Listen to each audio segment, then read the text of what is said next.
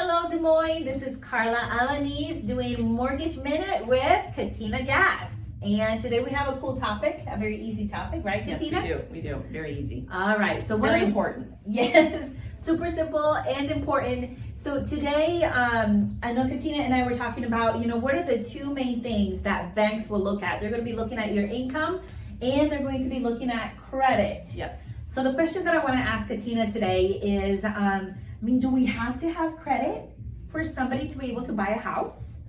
Technically, no, you don't have to have credits. There are some options if you have no established credit. Okay. However, Yeah, what does that mean? however, you will get a better interest rates and you'll have better loan program options if you have credit because you'll have a credit score. Gotcha. So, we don't have to have credit. It would be best if we did have credit. Yes. But so if somebody has absolutely no credit, what is one of the things that they can do, or work around that? Yep. So they should try to establish some credit, and probably the two easiest ways is to have an adult or a parent add you as an authorized user. If they do that, make sure they use your social security number so it reports to your credit report, or get a secured credit card. Okay. And so here's the thing, because I'm personally going to be doing this with my oldest son, and I'm going to be adding him to one of my credit cards, and as an authorized user. So what Katina told me, Carla, make sure you give him his social security number and make sure you tell him that it reports to his credit report. Right. So we're gonna do that, and then hopefully, because I've had that credit card for like more than 10 years. Yeah. And from my understanding, my credit history is going to pass on to his credit. And here's the thing, I don't have to give him a credit card. I'm not giving him my credit card. I'm just, allowing him to be there as an authorized user to kind of help him out. Then once he's good and ready in maybe 1 or 2 years, hopefully he'll be able to get a credit card of his own.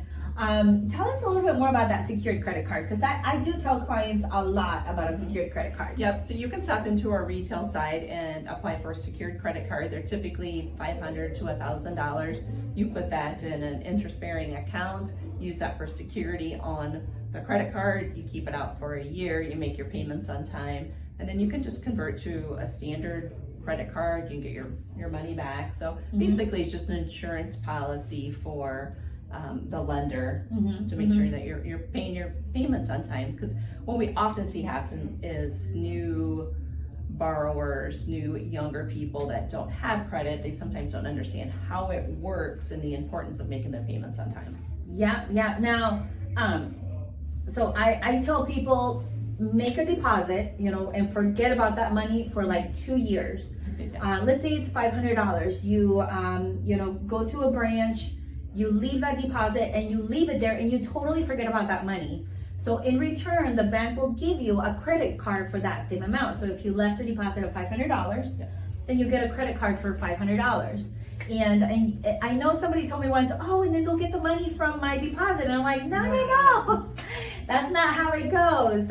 You forget about that money for about 2 years, and then you practice using credit. And usually they say about 30%, no more than 30% of whatever credit limit, 30-40% of the credit limit that you were given, and then you use it, you pay. You use it and you pay. And I was also telling Katina a little earlier, my only credit card is a Kohl's credit card that I probably use about twice a year.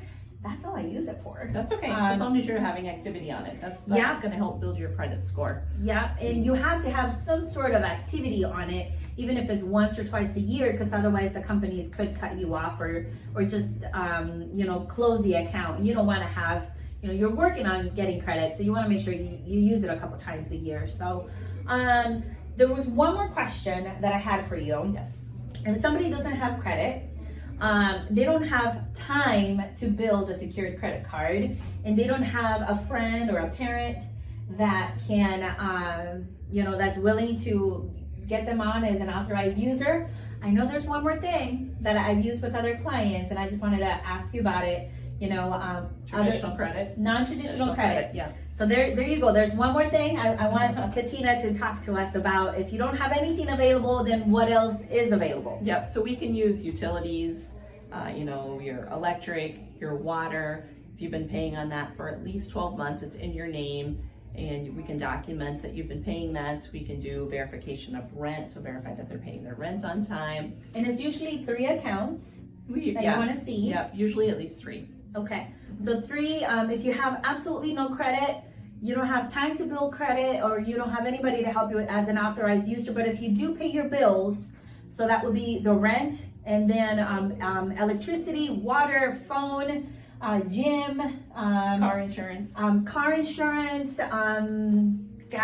Netflix. I've had people use Apple Pay. Netflix, Apple Pay. So there's a lot of things. So as long as you're making monthly payments and you're making them on time, you could possibly use that to build non-traditional credit so that you can buy a house. Absolutely. So any parting words, Katina? You know, I would say if you have credit, check your credit score and check your credit history once per year. There is a link, www.annualcreditreport.com or .org. They're one and the same. They'll take you to the same site.